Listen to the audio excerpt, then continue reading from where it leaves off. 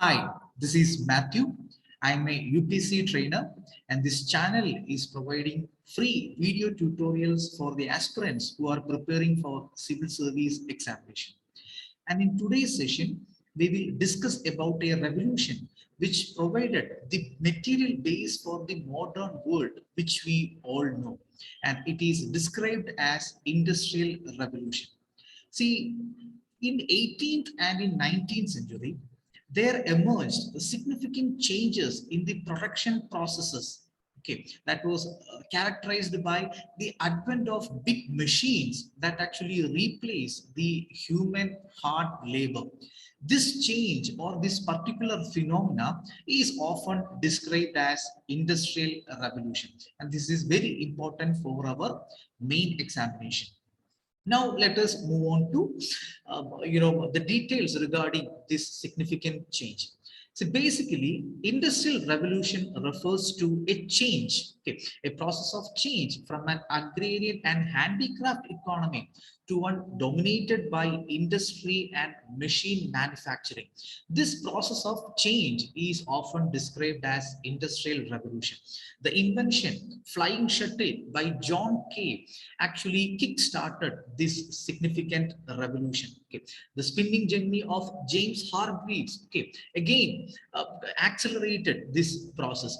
All these initial inventions were actually in the textile industry. Okay, be it be the flying shuttle or spinning jenny, all these inventions were mainly to increase the speed of cotton weaving. But this change actually became a revolution only when James Watt invented steam engine. Okay.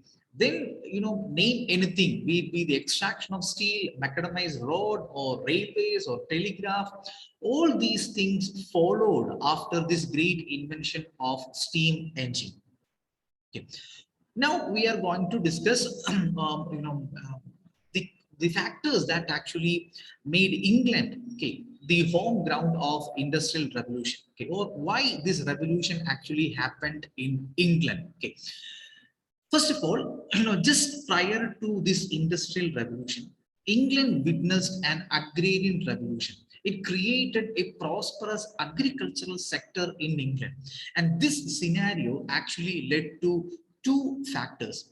First one, it created, okay, a good number of wealthy individuals who later on became the prospective, entrepreneurs or industrialists. Secondly, this agrarian revolution created huge unemployment in the agriculture sector, and these unemployed people, they became the prospective cheap labor during the time of industrial revolution. The second important cause why this revolution happened in England was the relative political stability enjoyed by this island nation. Being an island nation, England was actually free from the numerous political conflicts and political chaos that actually plagued the continental Europe. During medieval period, almost every year, okay, war broke out in continental Europe. Being an island nation, England actually escaped from these sorts of political chaos created due to continuous or perpetual wars of continental Europe. The second thing would be, glorious revolution of 1688. The glorious revolution, the term glorious revolution is attached to a change in the political system of England. In 1688, Parliament became supreme in England. Okay, the king, he became just a nominal head, and Parliament became supreme, or the Parliament democracy kick-started in England. Okay, this significant change is often called as the Glorious Revolution, and it happened in 1688. The significance of Glorious Revolution is that the era of absolute despotism actually entered in England. Okay, Parliament was dominated by numerous landlords, and when absolute despotism ended, it also ended the era of arbitrary decisions. Okay, so the end of arbitrary decisions mean, it is actually signaling a higher degree of political stability. And the third cause would be, England was blessed with, okay, significant reserves of coal and iron ore.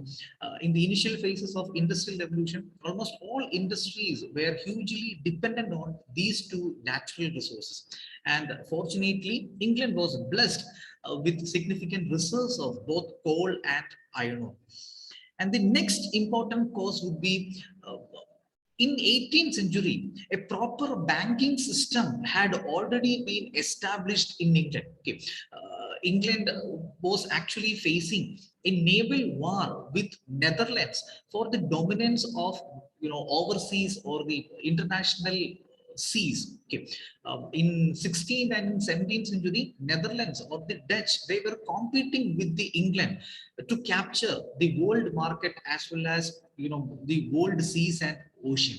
So to support, to finance this naval war with the Netherlands, the King of England, he actually created a central bank in England. Okay, it was known as the Bank of England, and it got established in 1694. So in 18th century, this institution provided the vital capital, okay, to many of the industrialists of that period. And the last cause would be, the naval supremacy and the overseas colonies enjoyed by enjoyed by the English by 18th century. The naval supremacy actually helped England to capture overseas markets, and the colonialism actually created, new markets for England to dump the excess goods produced by the industries of England. Then, as you all know, this industrial revolution, it kick-started in the textile sector, especially in cotton manufacturing industries. And here we are going to discuss why it actually started in cotton manufacturing sector. First of all, the textile sector in England was actually a new industry. It was the Walloons who migrated from Belgium, taught the English the art of cloth making. And then it was the Huguenots who migrated from France, taught the English the art of silk weaving. Both the Walloons and Huguenots, they were actually, the persecuted Protestants in France and in Belgium. Okay, so the religious wars of continental Europe actually displaced, hundreds and thousands of religious minorities, and the Protestants in Belgium and Huguenots, they resorted to migrating to England, and it was these people who actually taught cloth making and silk weaving to the English. And since it was a new industry, there was no monopolistic guilds present in that sector, and as a result of that, these new changes were actually welcomed due to the absence of these monopolistic guilds. Apart from that, since it was a new industry, only few alterations were required in that sector as well. That is the main reason why this industrial revolution first happened in cotton manufacturing. Then the second cause would be, textile was a major attraction of world trade during 18th century.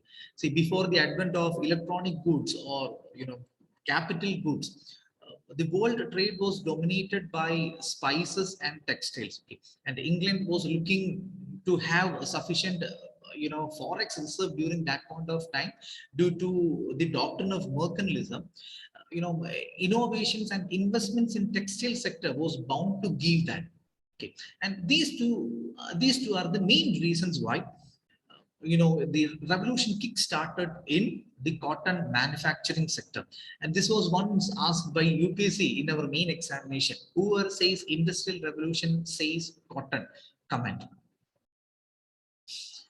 Then next you should be have a detailed understanding about the effects of industrial revolution. And here we are going to discuss the political, social, and cultural effects of industrial revolution. First of all, the British Parliament, okay, since 1688, the Parliament was supreme in England. But in the initial stages, the landlords, the landed aristocracy actually dominated British Parliament.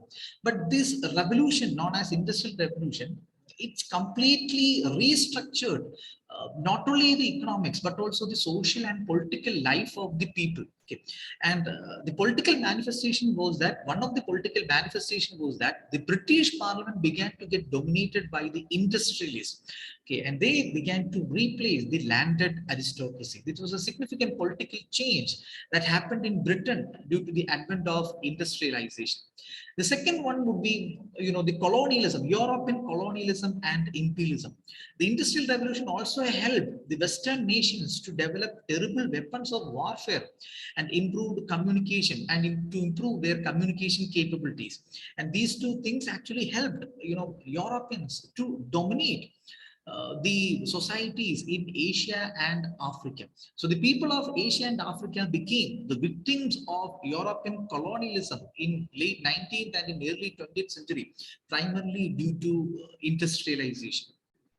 And the third important political change, which is important to discuss, would be the emergence of two important political ideologies, socialism and communism. Okay. See, in the initial stages of industrial revolution, there was no euphoria to the common working population. Okay, they were extremely, suppressed and overexploited. The common workers, okay, they had to work for 16 or 8, even 18 hours a day. They were populated in small compartments with extremely unhygienic situation. So the breakout of endemics and other diseases were common to these workers' quarters. So the life of the common man was actually quite miserable during the initial stages of industrial revolution. On the other hand, the industrialists, they benefited in a high degree. Okay, so this particular phenomena created dissent or discontent within the working class. This actually manifested as working class movement as well as political ideologies like socialism and communism. And next, we will discuss the economic effects. Okay, the free trade economics, okay, was the direct outcome of this industrial revolution or industrialization. See, the European nations began to produce goods in mass numbers, okay, that they were not able to consume that entire goods. Okay, so they had to dump these excessively produced goods in some other markets. Okay, so as a result of that, free trade economics became an imperative, a necessity for European nations, and they became the huge advocates of free trade economics. And this free trade economics was actually imposed on Asian and African societies. Okay, when European colonialism affected them. Okay. Before that, it is very important to note that before the advent of industrial revolution, almost all these European nations were advocating the doctrine of mercantilism. Okay, but since the advent of industrial revolution, they changed their attitude. They became the advocates of free trade economics. Then the second effect was the degradation of labor. Okay, the machines actually degraded the value of human labor. The third would be, relative or a tremendous increase in the wealth of Western nations. Not only that, it also ultimately resulted in the overall economic development of Europe. Okay, see, this revolution, it also resulted in the creation of new employment opportunities or the production of medicines in mass numbers. And the concept of mass production also lowered the cost of the price of essential goods. So all these changes associated with industrialization or industrial revolution, in the long run, it actually resulted in the overall economic development of Europe. And finally, we shall have a discussion on social effect. First of all, due to the migration of people from rural to urban, The joint family system in entire Western civilization was destroyed. Okay, the collapse of the joint family system was the first social outcome. The second was the demography of Europe began to change drastically. This was mainly due to two important factors. First was a rural to urban migration. The jobs were created, all the jobs created were in the urban centers. So looking for opportunities, economic opportunities, there began to emerge a significant trend that was characterized by rural to urban migration. Then the mass production of medicine, it actually resulted in some sort of population explosion. Okay. The population of the Europe began to explode. Okay. It began to increase in a considerably high manner, and we can call it as some sort of population explosion. So, due to these two factors, there occurred significant demographic changes in Europe as a result of industrialization. The third would be growth of working class and middle class. Okay, it was the direct outcome of industrialization. Okay, factories began to employ a significant number of workers. So in cities there emerged a strong working class. Apart from that, due to industrialization, specialist occupations also began to emerge, like foremen, managers, or doctors, or lawyers, and all these people, they, later on came to be known as the middle class. Okay, so these two are some of the, you know, significant social effect associated with this revolution. Then extreme inequality. Okay, industrialization actually increased the potential of wealth generation. The industrialists, okay, they became highly rich, but they refused to share that increased share of that increased share to the common population. As a result of that, the society's inequality, extreme inequality, okay, became a common characteristics in almost all the industrial world. And the last one was actually a quite significant social effect. Okay. The human hard labor got replaced by big machines, and it had profound, multiple manifestations. Okay.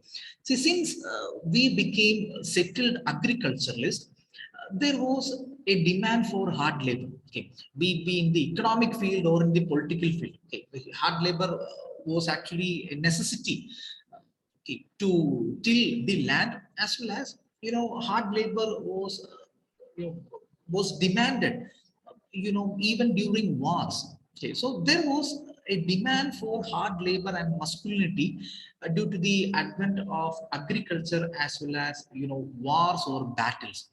And this was actually finally changed by industrial revolution.